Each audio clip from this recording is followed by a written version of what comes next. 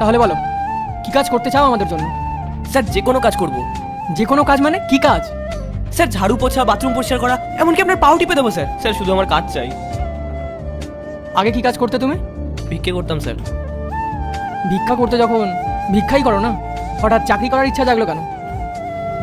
Sir আমার ছেলের কাছে আমাকে এটা প্রমাণ করতে হবে যে আমি একজন ভালো বাবা। মানে? স্যার আমি চাই না যে আমার ছেলে আমার মতন ভিখারি তৈরি হোক। আমার বাড়ির পাশে একটা সরকারি স্কুল আছে, আমি ওকে ওখানে ভর্তি করে দিয়েছি।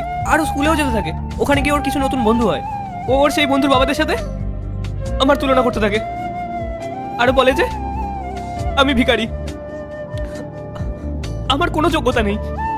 স্যার ওর সাথে আমার স্ত্রীও ওর পক্ষ নেয়, বলে যে আমি কোনো কাজের না। স্যার আমাকে এটা প্রমাণ করতেই হবে যে আমি একজন ভালো বাবা, আমি ওর খুব ভালোভাবে লালন পালন করতে পারি। এ নাও জলটা খাও।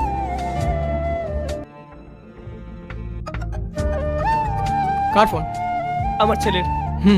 তাহলে কথা বলে নাও। হ্যালো, হ্যাঁ বাবা বল। তোমাকে আমি কতবার বলেছি তুমি আমাকে বাবা বলে ডাকবে না? হ্যাঁ বল।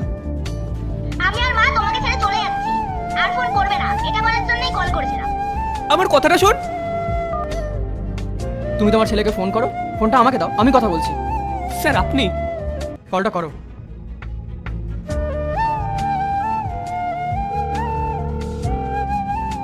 হ্যালো, হ্যালো, আমি তোমার বাবার বন্ধু বলছি। মারা গেছে আমার বাবা, আর তার কোনো বন্ধুর সঙ্গে আমি কথা বলতে চাই না।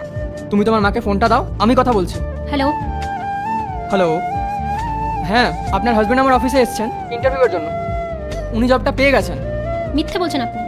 ওই ভিখারি ভিখারি কিচ্ছু হবে না জীবন। আমি সত্যি কথা বলছি, বড় বড় যে কমপ্লেক্স আছে ওখানেই আমার অফিস, উনি ওখানেই জব পেয়েছেন।